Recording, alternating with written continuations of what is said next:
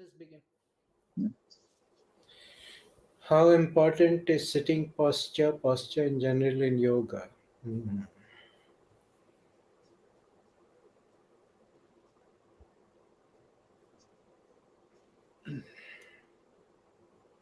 Sri Ganapataya Namah. Om Shochidambram.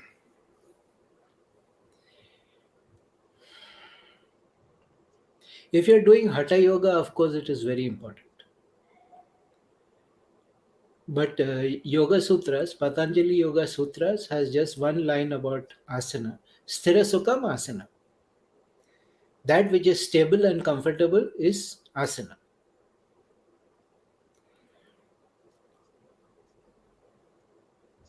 So the reason for being stable and comfortable is so that you can spend long hours in meditation.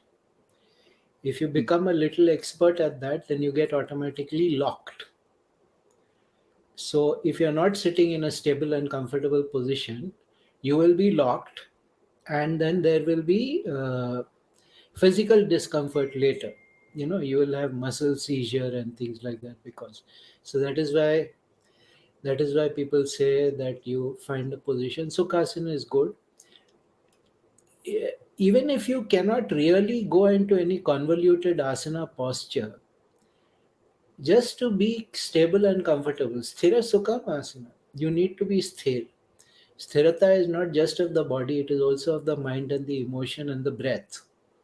Mind, body, emotion, breath all need to become sthir. All need to become as close to zero as possible. Movement, absolutely none. In fact, there is a Buddhist school, I think it's a Japanese school, it is called the posture school of meditation, where essentially the moment you hit the ideal mental, physical, emotional, and breath stillness, the minute you hit the ideal posture, you are enlightened. The whole purpose is just to reach that ideal posture of stillness, absolute stillness. Sthira Sukham Asanam. So, Sthira for them is more important than Sukham. Sthira Sukham Asanam. So, like Hatha Yoga kar raha hai, to yes, then of course all those matter. It becomes very important. I have heard people say if you can't sit in Padmasana, then you cannot become enlightened. And I'm like, okay, now we need certifications from you guys. All right. Yeah. So, uh,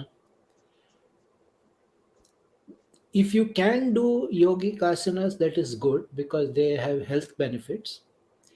And, a real high level yogic practitioner of Hatha Yoga, if he gets into complete siddhi of an asana, then a lot of stuff gets downloaded. Each asana has a particular siddhi associated with it. This is something most people don't know. Each asana has this particular siddhi and a particular domain of knowledge associated with it. And when you master the asana completely, it comes to you. The whole thing downloads like a stream. So this is again something people don't know, because Hatha Yoga has today become an egoic. I need to look hot. I need to fit into clothes, and for my Instagram reels, that is essentially Hatha Yoga. And then they'll go to some scenic place and they'll put their ass up in the air. And, that's Hatha Yoga today. But that was not the purpose of Hatha Yoga. Hatha Yoga was to strengthen your body so that you could sit for long hours when you were doing elaborate yagyas, homams, when you were doing elaborate meditation, japa. You had to do 4-5 hours of japa, how to sit in a place, sthira sukham. So yes, I would say it is important. Uh, it is important, but it is not like if you cannot attain siddhi in asana, then you cannot be spiritual. That is not true. Yeah, you can do many things, even if you cannot do a perfect. I knew somebody who could do Kamalasan, which is sit in Padma and then move their hands behind and from behind grab the toes. Yeah, so that is Kamalasan, and the person was an asshole to just badly put it. So if you do that, it might impress people in the beginning. Oh, wow. So, yeah, you have a hyper flexible body or whatever, but that doesn't mean that you improved in adhyatmic terms. So, don't overthink these things. Certain schools, certain exceptional hatha yoga schools, yes, if you cannot hold the asana, then you cannot progress in that. So, you must just accept this lifetime, I don't have the body for that. And you move to some other practice. Now, if you want to succeed in the Hatha Yoga school and you don't have the physical capacity for it, that will, you know. But in the Yoga Sutras, there is absolutely nothing about asana properly. There is only this one sentence. I know this shocks people when they hear it, but there is only this one sentence, Tirasukham asana.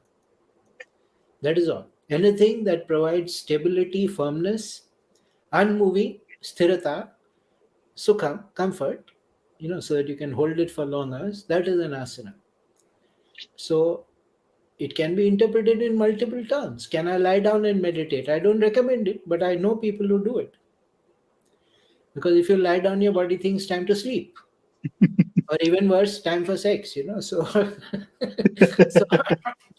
so there are I don't recommend it, but yeah, you can I meditate sitting? Yes. Can I meditate in a chair? Yes.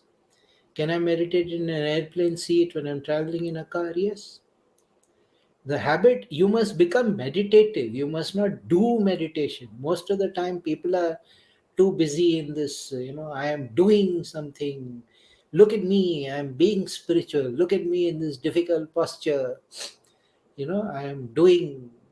No, stop all doing, stop all karma.